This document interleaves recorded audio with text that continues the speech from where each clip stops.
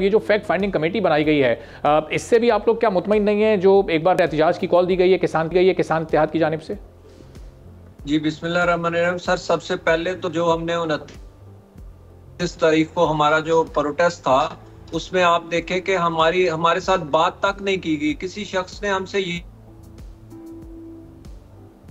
हमने इससे पहले प्रेस कॉन्फ्रेंस की, प्रोग्राम्स में आपके प्रोग्राम के तवस्सुत से हमने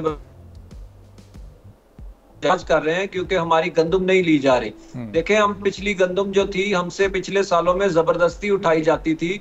हमें गवर्नमेंट ने खुद कह के गंदम काश्त करवाई और हम लाहौर गए प्रोटेस्ट के लिए, अपनी प्रोटेस्ट रिकॉर्ड करवाने के लिए। हम बिल्कुल निहत्थे थे और पुलिस ने जानबूझ के हम पे, पहले हमारे डिस्ट्रिक्ट जितने थे पंजाब के वहां पे गिरफ्तारियां की, फिर उसके बाद जो किसान रास्ते में जगह जगह नाकाबंदियां की, मोटरवेज पे नाकाबंदियां की, और फिर जब किसान वहां पहुंच गए तो उसके बाद फिर उन पे अटैक किया। और बिल्कुल हम निहत्थे थे, हमने किसी को कोई नुकसान नहीं पहुंचाया, ना कोई रोड बंद की, और बगैर पूछे हुए बगैर किसी बात के इन्होंने अटैक कर दिया।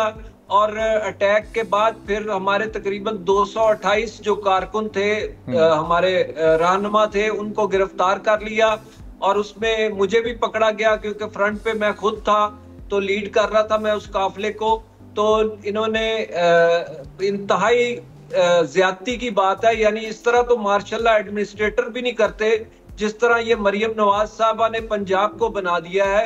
पता नहीं, हमें नहीं समझ आती, हमें नहीं ये लगता कि ये कोई सियासी हुकूमत है। ये एक डिक्टेटर जैसी हुकूमत है जो सिर्फ पंजाब को डिक्टेट कर रहे हैं। ये नहीं चाहते कि कोई बंदा यहाँ पे ऊंची आवाज करे, आवाज निकाले, कोई बंदा अपनी बात कर सके। ये सिर्फ चाहते हैं कि जो ये ऑर्डर दे वही पूरा हो। आज किसानों को अगर नुकसान हो रहा है तो उसकी जिम्मेदार हुकूमत है, या इससे पिछली हुकूमत है, या कोई भी हुकूमत है। किसान का उसमें क्या कसूर है?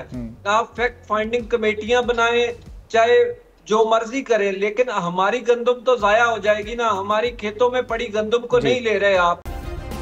सब्सक्राइब करें और बेल दबाएं ताकि कोई खबर रह न जाए।